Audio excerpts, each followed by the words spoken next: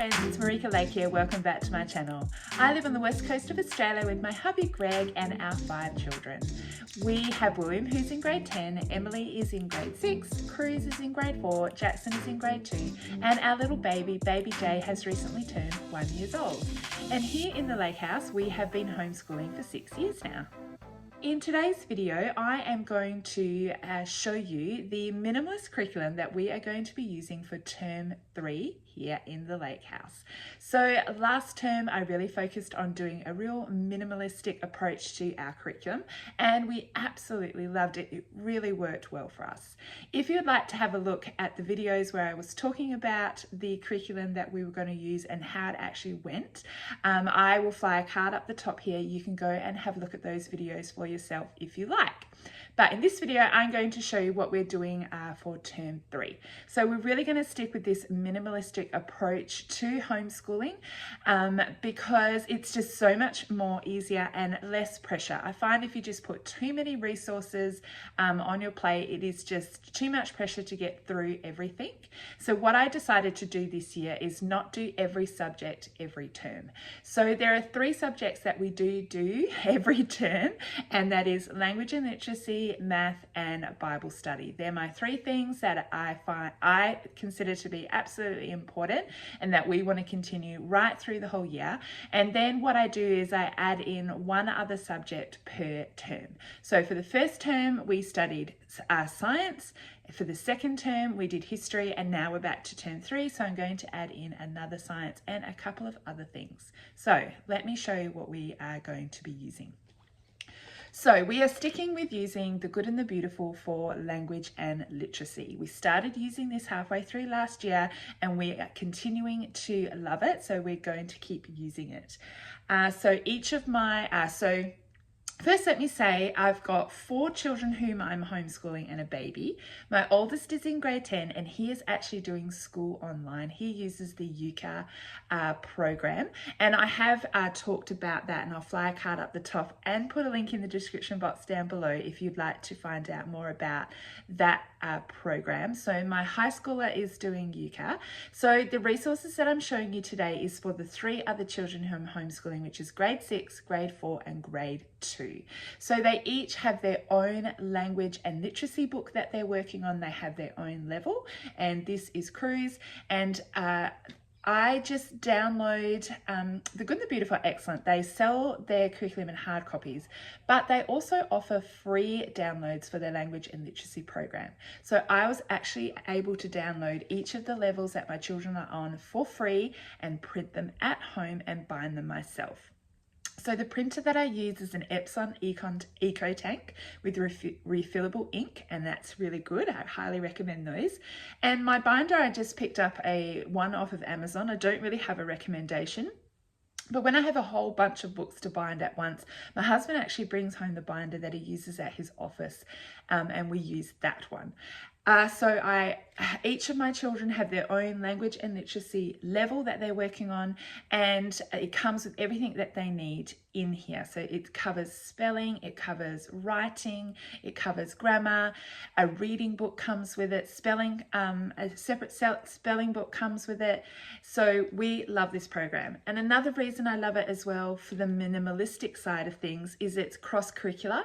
Not only is it language and literacy, but there's geography and art in here as well. So that is covering 3 learning areas. Love, love, love it. So we're using the language and literacy for the good and the beautiful for language and literacy.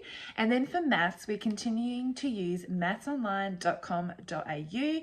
We have been using this maths program since the beginning of our homeschool journey, so 6 years now, and we absolutely love it. And so we'll be continuing to be using that program. And my children are also learning their times table as well, and we just use a times table book. I don't have it with me, so I'll insert a clip here, and they just use that to recite their times table. Now for Bible, we are continuing using the program which is called Eyes That See and Ears That Hear. This is a parent's guide to teaching their children how to hear the voice of God. I'm currently working through this with my children at the moment, and I do this with all of my children, so my high schooler as well as my other 3 kiddos who are in primary school. I have a flip through of this curriculum if you would like to have a look at it. I'll throw a card up the top here. We love this and we are working through this as a family, and we'll probably be using this all year. And we do read our Bible as well. I read aloud from the Bible to the children, and then we do this. So we love this. That's what we are using for Bible. Now, last term we were studying history, and we were using the story of the world, and this is volume 1, Ancient Times, and we really enjoyed this. Now, coming up this term is actually the Summer Olympics. The Summer Olympics are going to be on, and we didn't make it in this book to learning about ancient Greece. We were just about to hit it when term 2 ended. So I will actually spend the first couple of weeks of this of term 3 doing history with them and looking at ancient Greece, because that kind of leads into the Summer Olympics being on, and we enjoy watching the Summer Olympics. So I will actually do a few weeks of history this term, and we will be using our story of the worlds, and then we're going to jump into science. And what we're going to do for science this term is actually space. Now, I've done space a couple of times here in our homeschool. Just holding this book up, I haven't even got to talking about it. We are going to be using this book. Now, that's what I was saying. We have done space a couple of times already in our homeschool, but that was really for my older children. Now that, so like William and Emily, but now that my 2 boys are a lot older, it's time for them kind of to do space. I kind of joined in maybe on one that we did, but they were just so young. So I would like to redo it again. So the other ones that we've used in the past is the Gather Round Space Unit Study. We really enjoyed that. That was great. And we also did the Good and the Beautiful Space unit study as well, and that was excellent. But because my daughter's already done those 2, and Cruz I think's done one of them as well, I thought I would use something a bit different this time instead of reusing that. If this doesn't work out, I will go back and probably do the Good and the Beautiful Science unit. This is the first one that they put out. I do know that they have redone it, but I already have this and this is great, so I'm not going to purchase another one, but I'm going to try using this. I would like to try using this first. Now, this is a great thing about homeschooling. I say that I'm going to try using this, but if I find it's not enough or they're not enjoying it, then I will just put it down and pick up something else. I'm not tied to using this. I do have a backup if it doesn't work. So you'll have to tune in for a video that I do at the end of the term to see what I actually use. But I plan on using this. This is just a book. This is the Planetarium. Welcome to the Museum, the Planetarium book, and this is the junior edition. There's a whole series of these books out that I know homeschoolers really love, like the Botanicum, the Animalium, and I think there's another one, a human body one. So we're going to try using this one. I will basically, it's got beautiful pictures, but I will read aloud the information in this book to them.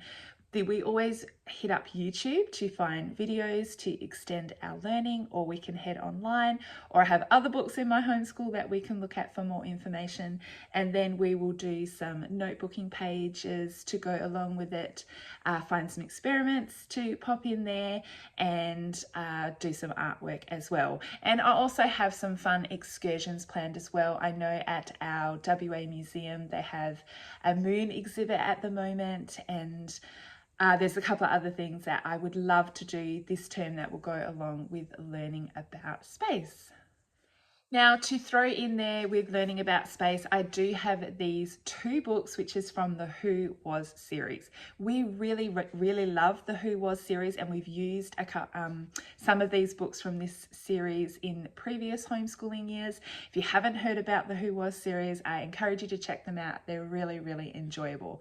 So with the series of books, they're all about obviously famous people. They, who was, this one is Who Was Neil Armstrong, and then we're going to learn about Galileo. So who was Galileo? I know in this series of book there's also where is, and so there'll be famous landmarks. So like where is the Colosseum or where is the Vatican, and it'll teach you all about those things. So we are going to be reading this one about Neil Armstrong and this one about Galileo. These I just use as read alouds for my children. They're super engaging. There are some black and white pictures in there for them, but it just tells the story of their life. If I don't get to reading them aloud, my daughter could actually read these on her own. But these would, if I just read a chapter each day, I will get through these pretty quickly. So it'll just be a quick read aloud that we can do at the beginning of our school day. These kind of go along with our space that we're learning about. And I thought I would throw in an artist this term as well. Art is covered in the language and literacy books that my children do, and we do art pieces with our science unit study and our history unit study. But I thought we'd learn about a famous artist. And so we are going to learn about Vincent Van Gogh. So I picked up this book off of Amazon. We've used this series of books before in our homeschool for another artist, and we really enjoyed it. These come with coloured pictures of his art work, and it tells the story of his life. So this will be really easy to get through as well, and there's some questions at the back. So basically once I have finished these read alouds, then I'll just use this as a read aloud. I will read to them at the beginning of each school day from this book, and then we'll try and do some recreations of Van Gogh's artwork as well. So there you go. They're all of the things that we are using for term 3 here in the Lake House Homeschool. A bit of a minimalistic approach. As I said, every term we do language and literacy, we do maths, we do Bible, and then I throw in one other subject. And so this term it is science after we have finished off some history.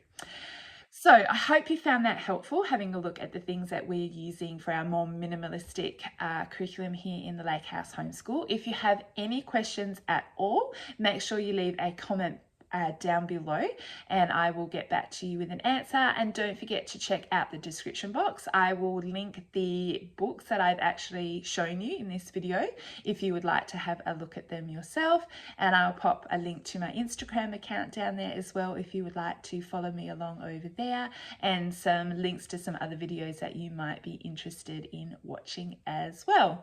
Thank you so much for watching my video today, and I'll see you next time. Bye.